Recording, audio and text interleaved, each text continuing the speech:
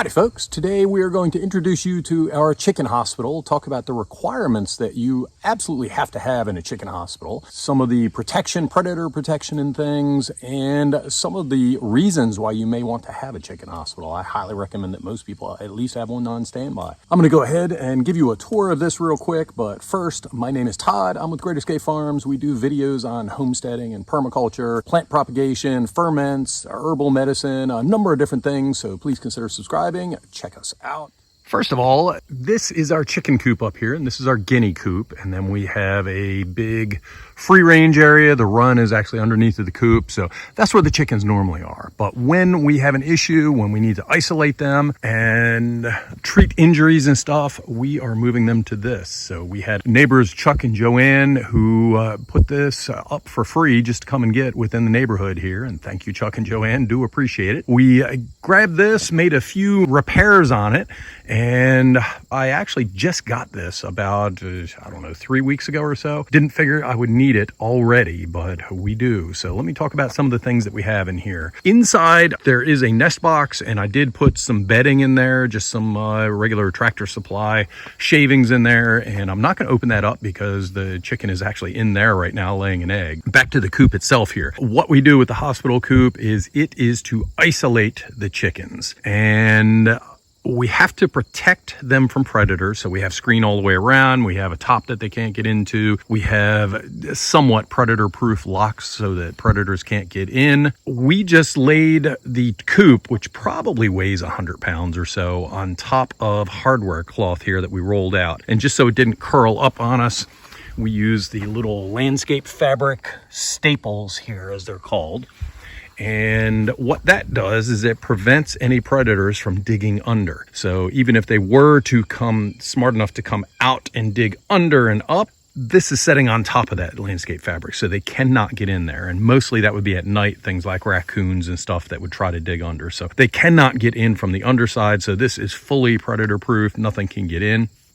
Then inside the coop itself, of course, we have the nest box. We have a little roost pole in there for them, which they're used to, especially for this one. And I'll get into her injuries in a minute. We put in a sandbox so that she can go in and take a sand bath. We put in grit to help her digest, and she has chick grit as well as oyster shell. And then we have food and we have water. So those are the absolute necessities that you have to have. So predator protection, you have to have grit to help them digest. You have to have water, and then the food.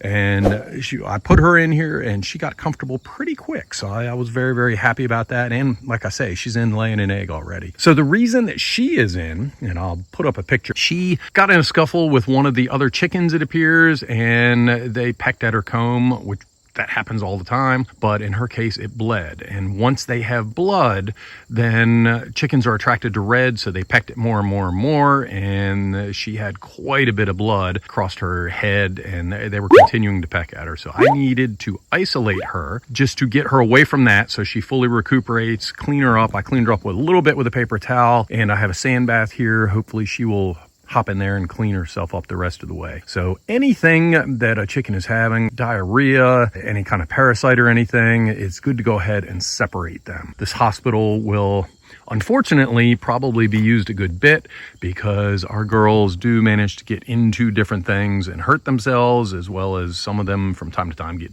diarrhea and different chicken issues. A chicken hospital is wonderful to have to go ahead and isolate them. If you have any questions or comments, while I teach others, I'm also learning constantly. So please go ahead and include comments and let me know what your thoughts are, what you do for a chicken hospital. I would greatly appreciate it. Before we had this chicken hospital, when we had to quarantine chickens for any reason or another, we just did it with a dog cage, a large dog cage. So that worked in a pinch. It wasn't the greatest. We didn't have nesting boxes in there. We didn't have the roost poles for them. We didn't have separate space for them to go at night. So like I say, it worked, but it was not the optimum thing in all the world. So this is a much, much better chicken hospital. This just set up temporarily because I didn't really know that I was going to need it this quick. It will eventually get moved into a better spot than kind of in the center of the lawn here, but it's shady enough to keep the chicks happy and not too horribly hot. Again, please consider subscribing and liking this video and commenting. We would absolutely greatly appreciate that. And with that, thank you very much for tuning in, and I hope you have a wonderful day.